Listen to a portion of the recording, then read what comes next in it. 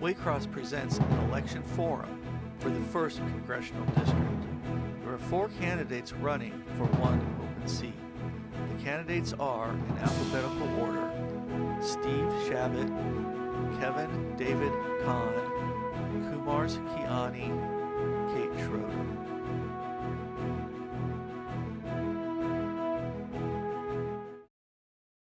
Waycross Election Forum. This forum is for the representative to Congress of the 1st District. I'm Dana Gagnon, Government Programming Coordinator for Waycross Community Media, and I'm here with Hunter Ellis, who is a student at Xavier University. Hi, I'm so glad to be here. Thank you so much for joining us. We also have in the studio 2 candidates. We have Kevin David Kahn in the studio, and we have Dr. Kiumars Kiani in the studio also. Thank you also so much for being here with us today. It's great to be here, thanks. Now, Mr. Steve Chabot and Ms. Kate Schroder were also invited to participate, but they were unavailable this evening. We will start with each candidate's 2-minute opening statements. Then, if you are watching this program live on October 6th, you will be able to email me your questions right here in the studio to this iPad right here, and that email address will show up on the screen. So you'll be able to follow that. We're going to let you know, though, what the rules are for sending in your questions. When you send in your email, please include your name, street address, and community. That is how we know these questions are coming from real people who are really going to vote in this election. We will only use your first name and community on the air, though, so don't worry about that. The other rule is that questions must be phrased for all candidates and not targeted at one specific candidate. Now, we do reserve the right to rephrase a question if we're low on time or if we can help it meet the rules to make sure we can get the most amount of questions in there. So let's start off with our 2-minute opening statements. And the first ones we have are pre-recorded for Mr. Steve Chabot and Ms. Kate Schroder. Hi, I'm Steve Chabot, and I've had the honor of representing you in Congress for nearly 24 years now. We live in unprecedented times. Considering the myriad of challenges our country faces, from the COVID-19 pandemic to the civil unrest in many cities, it's important that your representative in Congress has the experience and track record necessary to tackle complex issues. During my time in Congress, I've worked hard to help steer our nation and our community through tough times. And I've been recognized as one of the top 10 most effective members of Congress, according to a study done by UVA, the University of Virginia, and Vanderbilt. Now, my opponent would have you believe that experience is a bad thing, but here's a real-world example of how my experience and my effectiveness has helped our community during this difficult period. In the spring, when we were faced with widespread shutdowns of businesses throughout the country, we knew Congress needed to act fast to avoid an economic meltdown. As ranking member of the House Small Business Committee, I worked closely with Democratic Chairwoman Nydia Velázquez and our counterparts in the Senate to devise and implement the Paycheck Protection Program, or PPP program. This critical program, which provided forgivable loans to small businesses to help retain their employees, has been a vital lifeline for the local economy. Over 15,000 local small businesses have been helped by the program, and that in turn has saved over 250,000 jobs in our congressional district. That's more than in any other district in Ohio. While we still face a number of obstacles, things are improving, and we will prevail and come back stronger and better than ever. But doing so will require experienced and effective leadership. If you agree, I would appreciate your vote this November. Thank you. I'm Kate Schroder, and I am the Democratic nominee for Congress here in Ohio's 1st District. And I'm running because we need change. We have so many real and pressing problems in our community right now, and we're not going to solve them with the status quo. For too long, I think we've been electing leaders like my opponent who focus on dividing us and pulling us apart. And I think the majority of people in this community want leaders that bring us together and get things done. And I'm a low-ego mom. I have a 5- and 7-year-old. I know how to de-escalate. I do it every day. And that's the same attitude that I want to bring to Congress. I grew up here in a fifth-generation Cincinnati family. I grew up in Pleasant Ridge. I live in Clifton now. My kids go to Cincinnati public schools. And I've spent my career bringing business skills to public health. I have an MBA from Wharton and have led large international global health projects that reduced drug prices for kids and expanded treatment for millions of kids across multiple countries. Here in Cincinnati, I serve on our Board of Health, where I've led efforts to expand dental services in our public health clinics without ever increasing taxes on our citizens. And I have personal experience with healthcare. 10 years ago, I was diagnosed with Hodgkin's lymphoma. So I know what it's like when your survival depends on access to healthcare. And it's a big part of why I'm running against someone who's voted multiple times to take away coverage for pre-existing conditions and to take away access to healthcare for so many people in our community. There are a lot of issues at stake here. My priorities in Congress will be expanding access to healthcare, racial justice, and bringing jobs and investment to our community. Early voting has started, so please don't forget to vote by Election Day, November 3rd, and you can read more about me at kateforcongress.com. I'm Kate Schroder, and I really hope to earn your vote. Thank you. Okay, now we'll start with you, Kevin, for your first 2-minute opening statement. Okay, thank you. Hi, everybody. My name is Kevin Kahn, and I am the Libertarian Party candidate for the 1st District of Ohio for the U.S. House of Representatives. I'm a business owner. I specialize in exports. I work with U.S. Manufacturers of industrial goods and sell made in America products overseas and help support good paying middle-class jobs here locally in Cincinnati and in other parts of the country. I have served civilly here on the Greater Cincinnati China Chamber of Commerce, on the board of directors there, and have been a member for over 10 years, helping to bring investment locally from overseas. I've also been a youth sports coach and been involved with the community in that way. I call myself an accidental candidate. I have not been a political activist for a long time. As I mentioned, I'm in the export business, and my wife is an immigrant from Mongolia. On a trip back after visiting her family last summer, we had an incident at Immigration and Border Control where the folks there decided that they wanted to do some investigation on whether my 1.5-year-old daughter was actually ours. And I found that the overreach of government just interfered with our lives, both professionally and personally, too much. So I got involved, and I would like your vote to be the candidate to set the federal government back to its constitutionally mandated size, bring everybody back some stolen freedoms, and make life a little bit easier for everybody. Thank you. Okay. And Dr. Kiumars? Yes, hello everyone. My name is Dr. Kiumars Kiani. I go by Dr. Q.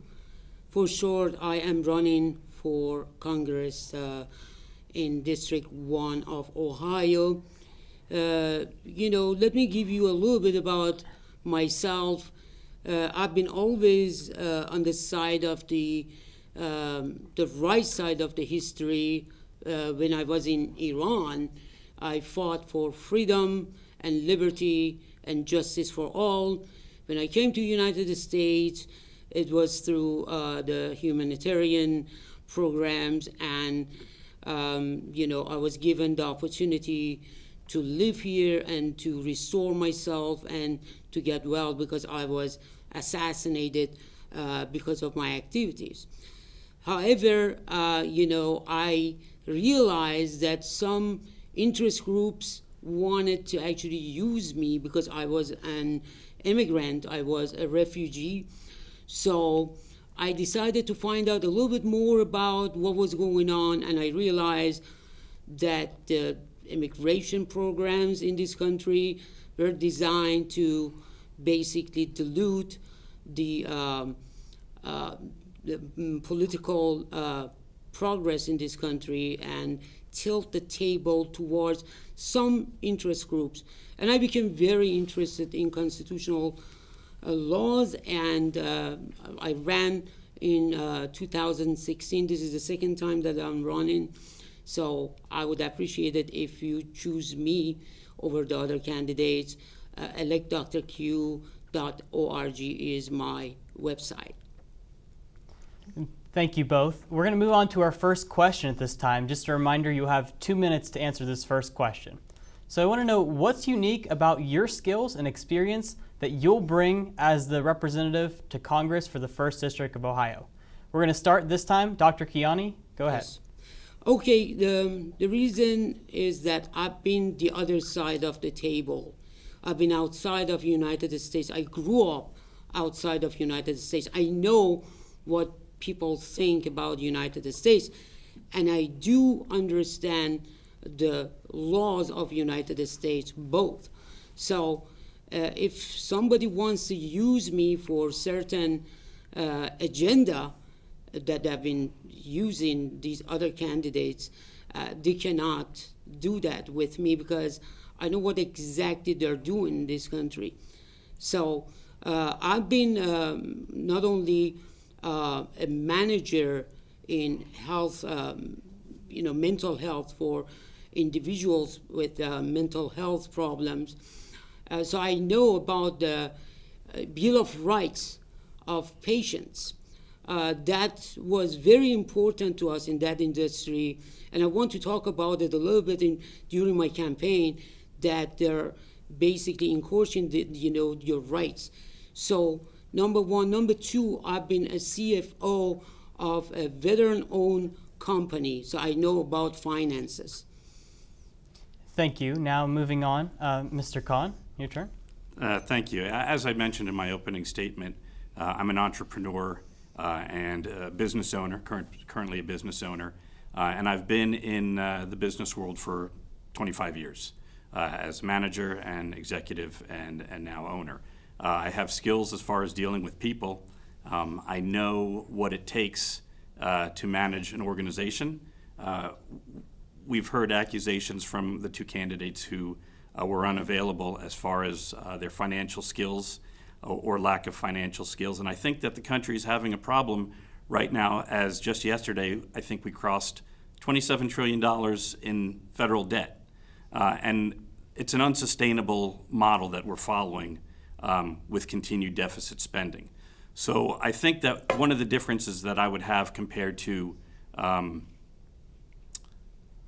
the Democrats and the Republicans is I can represent this district without having accepted money from a party or special interest groups, and bring some transparency to the way that our federal government works, and not have the pressure from party leaders to keep quiet when things are going on there that the constituents here should know about, since it's our vote and our money, and basically represent the people in Washington and not be Washington's representative to the district. Thank you. All right, thank you. Now we're going to move right along here. You've talked about your skills and experiences. Now we want to know why exactly you want to run as a U.S. representative. So back to you, Mr. Kahn. So it goes back to the issue that I had mentioned that happened this past summer, when I basically had the scare of my life, thinking that I'm face to face with a bureaucrat who doesn't know me from Adam. But for some reason, they thought that if they didn't like the way I answered a question, or if they didn't understand the paperwork, they had the authority to separate a 1.5-year-old daughter from a mom and dad at an airport. And as citizens, we can control the size of our government. We vest our individual rights to the government to perform duties as outlined in the Constitution. What we can't control is the character or the competence or the intent of people that we elect, and especially not the bureaucrats that they hire and appoint. There's no way for us to control that. So why I want this position is to be a leading voice in saying we need a smaller government, and let's limit it to what the Constitution says it should be doing, and stop the overreach that we've seen for the past 150 years, and get back to our normal lives. Thank you. And moving right over, Dr. Kiani, why would you want to serve as U.S. representative? Yes, it goes back to the 9/11 when, in the name of safety, we lost a big portion of our freedom and God-given rights. Lots of people try to say constitutional rights. No, these are God-given rights. If you don't believe in God, let's say natural, rights. We lost it because we thought by giving a little bit of our freedom and liberty, we are safer. We found out after 16 years we were not safer at all. Not only that, but also, we really lost lots of our liberty. So my intention this time is this: safety without liberty is a slavery. We are living under a slavery system that enslaved us. So I'm seeing other candidates, they never mention that. They talk about the stimulus package, the economy, they talk about how communist China stole our jobs. Yes, these are great points. But first thing first, what would be the good of any economical progress if you don't have liberty? I mean, what's the use of gilded cage, if you're in prison? So I decided to run, and if you allow me, I will drain the swamp really very fast and quickly.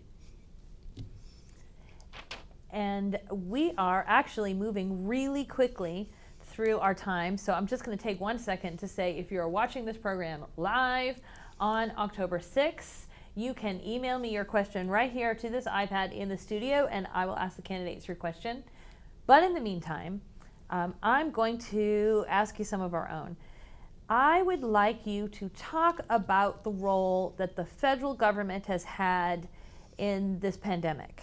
And I would like you to tell me if there's anything that you would do differently than what we saw in hindsight looking back. And this time we will start with Dr. Kiani. Yes, thank you.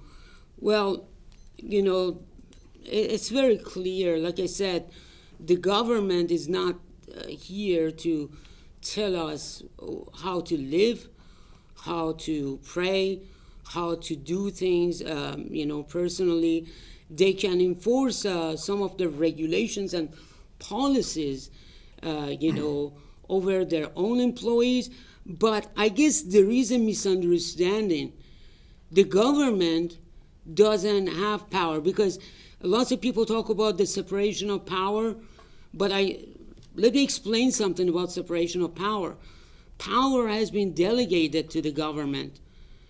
And, Constitution is not talking about the things that, government can do. Basically, Constitution is talking about, or the things that government shouldn't do. Constitution is talking about the things that government is able to do. But as you can see, lots of things that we have been seeing recently is based on something that government should not even get involved in the first place. I believe in perfect market competition, even in politics.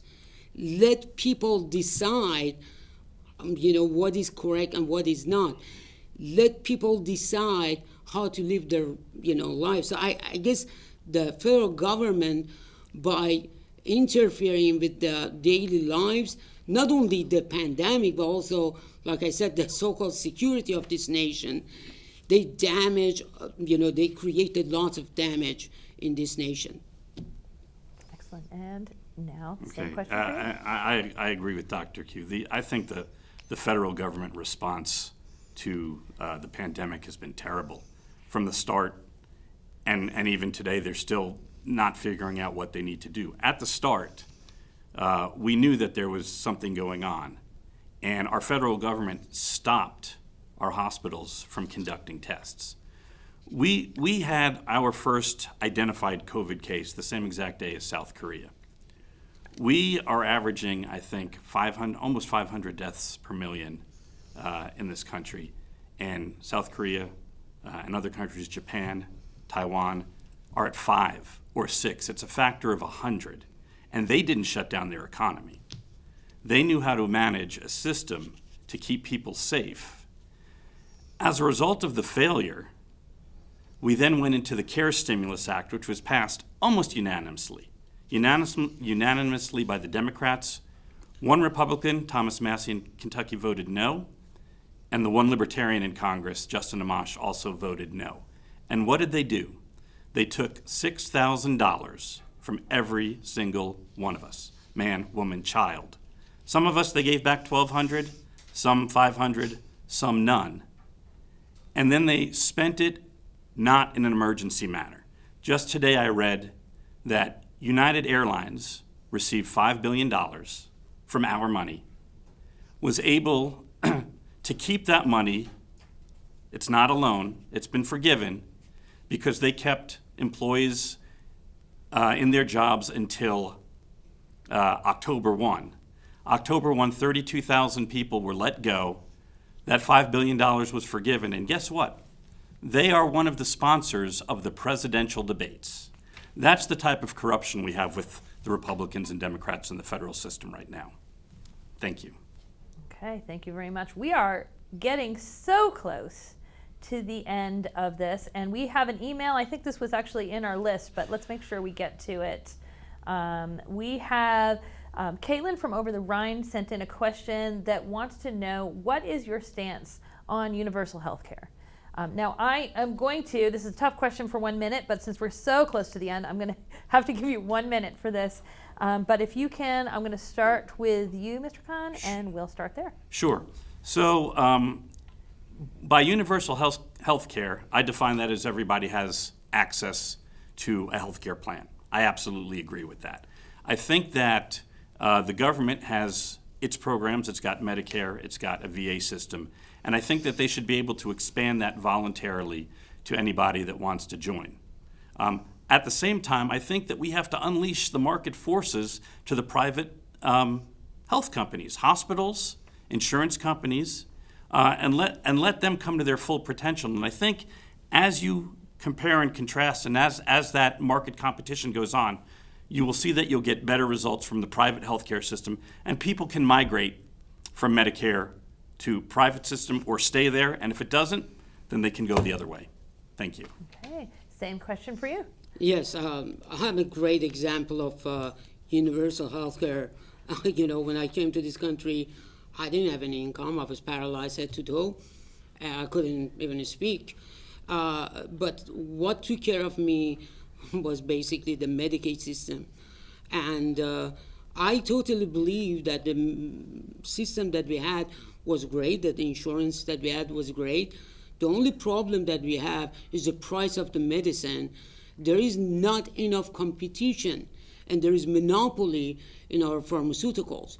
That needs to be, resolved. Otherwise, the system that we have is perfect, and if you go towards universal health care, we just create more stagnation. Okay, well, thank you so much. To be honest, we have a lot of things on this list that we didn't even have time to do. This went so quickly, and so I'm going to go very quickly and say thank you so much for joining us, and thank you for joining us as well. If you need more information before you vote in this election, you can watch all the forums on our website, www.waycross.tv. Also, go to the Board of Elections website, votehamiltoncounty.org. Voting information, where's your precinct, all of that is right there. I want to thank Hunter for joining me in the studio tonight. And I'm Dana Gagnon, Waycross Government Coordinator, and we will see you at the polls on November 3rd. Waycross takes no position on candidates or issues. We conduct these forums so that our viewers may be better informed voters for the November 3rd elections.